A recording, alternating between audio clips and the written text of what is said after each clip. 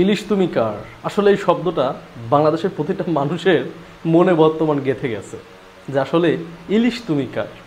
ছোটবেলার থেকে যখন বাবার সাথে বাজারে যাইতাম দেখতাম যে বাজারে সব ধরনের মাছ বেশি থাকলেও ইলিশ মাছের সংখ্যাটা কম থাকে। আপনারা গিয়ে দেখবেন যে পুরো বাজারে যদি 100 জন মাছ ব্যবসায়ী থাকে তার মাঝে 2 জন মানুষ থাকে ইলিশ ব্যবসায়ী। তাদের দোকানে ভিড়ও কম, বেচা কিনা নাই তো, বেশি বেচা কিনা হয় না। কেন বেচা কিনা হয় না? কারণ ইলিশ মাছটা বাংলাদেশের হওয়ার পরেও আমরা কোনো দেশ থেকে আমদানি করি না, তারপরেও এই ইলিশ মাছটার দাম কিন্তু আকাশ ছোঁয়া। ছোটোবেলা থেকে দেখে আসছি, ছোটোবেলায় তাকে বাবার সাথে বাজারে যখন কান্না করতাম তখন থেকেই দেখে আসছি। আর তখনই ইলিশ মাছের স্বাদ আর এখন ইলিশ মাছের স্বাদের পার্থক্য আছে। তখন ইলিশ মাছ রান্না করলে এক বাড়িতে রান্না করলে পাশের 4 বাড়িতে ঘ্রাণ যেত, এখন যায় কিনা জানি না, কেন যায় না আই ডোন্ট নো। যাই হোক, এখন আমাদের প্রশ্ন হচ্ছে ইলিশ তুমি কার? ইলিশটা বাংলাদেশে হওয়ার পরেও আমরা কেন ঠিকমতো ইলিশটা বাংলাদেশের জনগণ খাইতে পারে না? এখন আমি প্রশ্ন করতে পারি, বাংলাদেশের যারা নিম্ন আয়ের মানুষ তারা লাস্ট কবে ইলিশ মাছ খাইছে আসলে তারা নিজেরাও জানে না। সত্যি করে বলতেছি যে ইলিশ মাছের স্বাদটা কেমন, মানে নিচে এটা কবে লাস্ট এটাও তারা জানে না। হ্যাঁ দেখেন, তবে আমরা ব্যবসা বাণিজ্য করবো, ওকে ঠিক আছে, আগে তো আমাদের দেশের মানুষের চাহিদাটা পূরণ করতে হবে, ঠিক না? আগে আমাদের দেশের মানুষের চাহিদাটা পূরণ করতে হবে যে আমরা যেন কিনে খাইতে পারি, সেই পরিবেশটা তৈরি করতে হবে। এই পরিবেশটা তৈরি করতে হবে, ঠিক না? যে আমরা আগে কিনে খাবো, তারপরে আমাদের অবশিষ্ট অংশ যেটা আসলে আমাদের প্রয়োজন নাই সেটা আমরা বিদেশে রপ্তানি করব, বৈদেশিক মুদ্রা আয় করব। অবশ্যই বৈদেশিক মুদ্রার প্রয়োজন আছে, অবশ্যই বৈদেশিক মুদ্রার প্রয়োজন আছে, তাহলে থেকে দেশ চলবে না। অবশ্যই আমাদের ডলারের প্রয়োজন আছে। তো সেইটা হচ্ছে ব্যবসাটা করব আমাদের চাহিদা পূরণ হওয়ার পরে। এখন দেখেন, ইলিশ মাছ তো সবাই খায় না। এই যে ইন্ডিয়াতে এত বড় একটা মানে দেশ, এখানে কি সব রাজ্যের মানুষ ইলিশ খায়? এটা আমাদের ভুল ধারণা। অনেকে দেখলাম আমাকে কমেন্ট করছে, ইউটিউবে করছে, ফেসবুকেও করছে, এবং আমার যে পার্সোনাল আইডি, ফেসবুক আইডি, ওইখানে যখন আমার এলাকার লোকজন ওরা কিছু কমেন্ট করছে যে ইলিশ মাছ ইন্ডিয়াতে কেন রপ্তানি করতে হইলো, মানে 3000 টন ইন্ডিয়াতে কেন রপ্তানি করতে হবে? পৃথিবীর বিভিন্ন দেশে করতো, আমরা ইন্ডিয়াতে করবো না। ইন্ডিয়া তো আমাদের শত্রু, আমরা ইন্ডিয়াকে ইলিশ দিব না।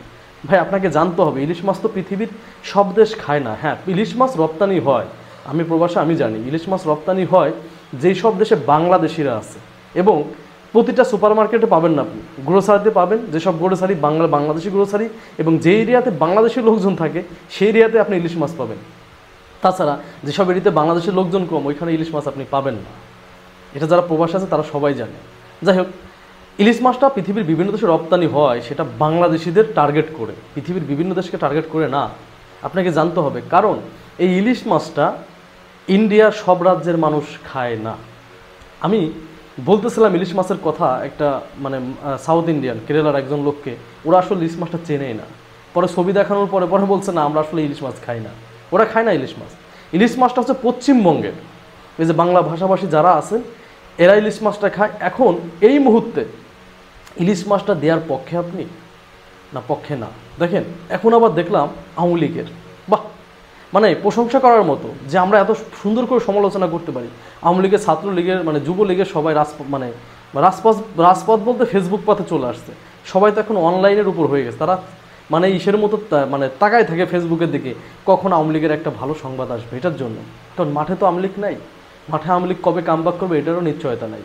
যাই হোক, এই জন্য সবাই ফোনের দিকে তাকায় থাকে। তো ফোনে যখন যেটা হয়, এখন দেখলাম সমালোচনা করতেছে যে আমরা আগে ইলিশ কেন দিব, আমরা আগে আমাদের চাহিদা পূরণ করব, তারপরে আমরা ইলিশ দিব।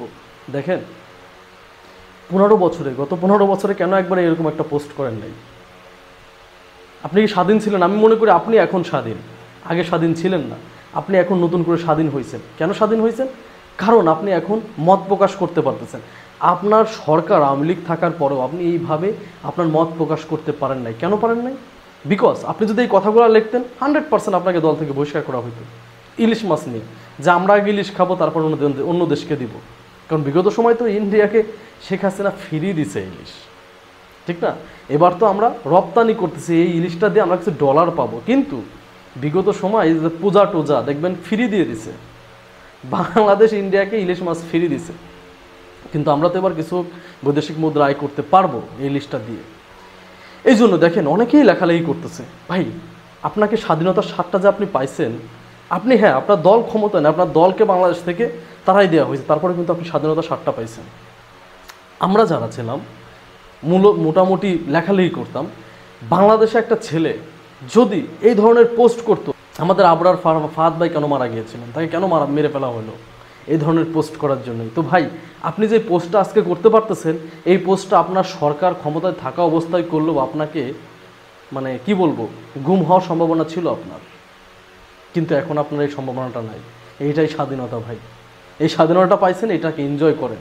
অবশ্যই আমি ইলিশ মাছ ইন্ডিয়াতে দেওয়ার পক্ষে না, কারণ আমি চাই বাংলাদেশের মানুষের চাহিদা আগে পূরণ হবে, তারপরে পৃথিবীর বিভিন্ন দেশে যাবে। এখন আরেকটা কথা বলি, মানবতা বলে একটা কথা কিন্তু আছে, আপনাকে মানবতা জিনিসটা আগে সামনে আনতে হবে, আপনাকে মানবতা নিয়ে কাজ করতে হবে। মানবতা কেমন, যে বাংলাদেশের যে ইলিশ মাছগুলো যায় ইন্ডিয়ার পূজার সময় কিন্তু অনেক চাহিদা হয় ইলিশ মাছের, কিছুদিন পরেই ইন্ডিয়ার পূজা, এটা আপনারা ভালো করে জানেন, মানে দুর্গা পূজা, নট অনলি ইন্ডিয়া, হিন্দু ধর্মের। তো এই পূজার সময় যদি ইলিশ মাছ না যায় ইন্ডিয়াতে, সেই ক্ষেত্রে ইন্ডিয়ার যারা ইন্ডিয়ার নাগরিক আছে ওদের সাথে আসলে এক প্রকার আসলে কি বলবো, জুলুম করা হয়। ওরা একটু মাছ টপ কিনে খাক, ওদেরকে জাস্ট দেখাইতে চাই যে আসলে আমরা মানবতা, তোদেরকে ইলিশটা দিয়ে আমরা এটা প্রমাণ করতে চাই যে আমরা সবসময় মানবতার পক্ষে, তোদের সাথে আমরা এই অত্যাচারটা করলাম না, আমরা ইলিশ মাছ না দিলে তোরা আমাদের কিছু করতে পারতি না।